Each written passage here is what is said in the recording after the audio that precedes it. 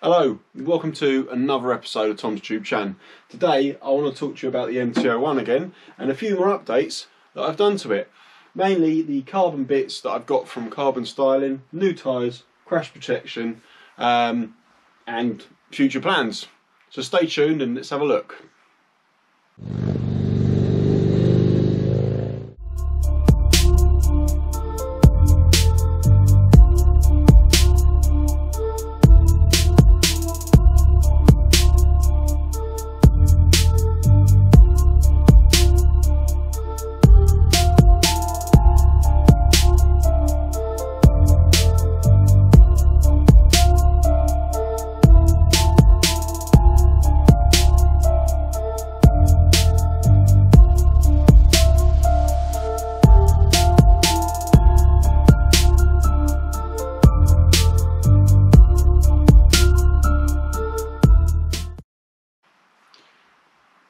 So remember in my last video we talked about the rubbish little covers that sort of sat about here, basically stopped you burning your legs on the connector pipe here.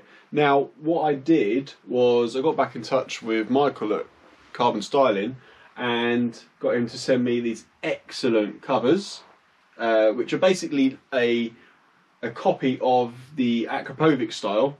They work really well. They provide protection from the heat, and they also make the side of the bike look much more tidier. I also decided to go for the Undertray as well. On my bike I didn't actually have any form of Undertray, so the water was coming up, it wasn't very well protected, so I decided to go for that as well. They're really easy to fit, and here's how. I've taken the seat off and I've just got to remove this bit here and take out the battery to gain access to this area here, because there's a bracket that goes along here.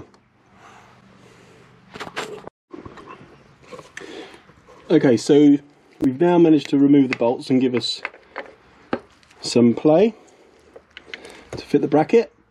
These bolts, to get out, are a bit of a pig. You need a very long hex bit.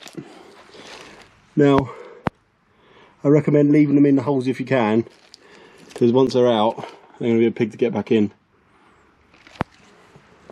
So now you can see the bracket is now nicely fixed and secure with the two bolts through into the foot pegs. Quite a fiddly job, but not too bad. Okay, so we put the battery back in and we've refitted these brackets. So next thing I've got to do is take off these rubbish aluminium covers and get on with the next stage.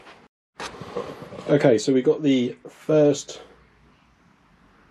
cover mounted along the side here. So just mounts here, the original mount. There's a spacer with a long bolt here that just goes into the existing thread, and then this bolt connects all up underneath. I haven't tightened it up yet. So I'm just going to move on to the other side and then I'll level them up. Are all fitted and mounted. Nice. Now what you get is a really nice gap down the side for airflow. There is actually heat shield protecting in there as well. And the mounting underneath. So next up on the video I'll be doing the Undertray. So unfortunately my GoPro didn't record sound in this section for whatever reason. So this is the Undertray with, well, this is the subframe without the Undertray attached. I've removed the tail tidy, which is just 4 bolts, and of course just disconnecting the electrics as well. Pretty straightforward.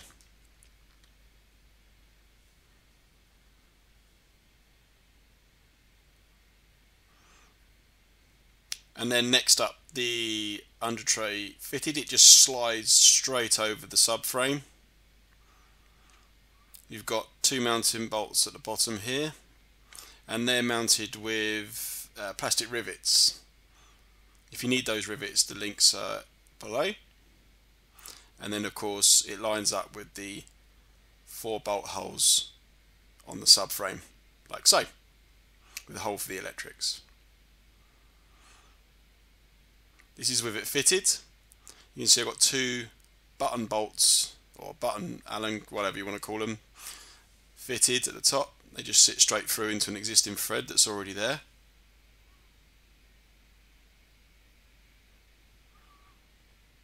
And the electrics come up through the existing hole.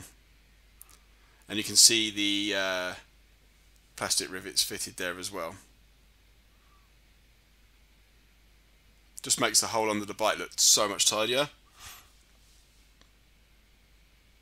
as you can see.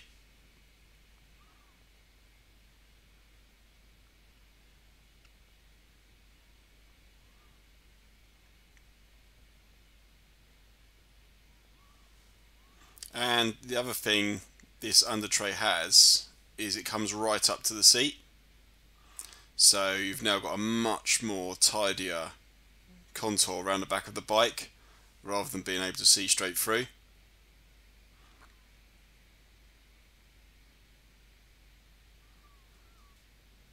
As you can see, it comes right up inside there.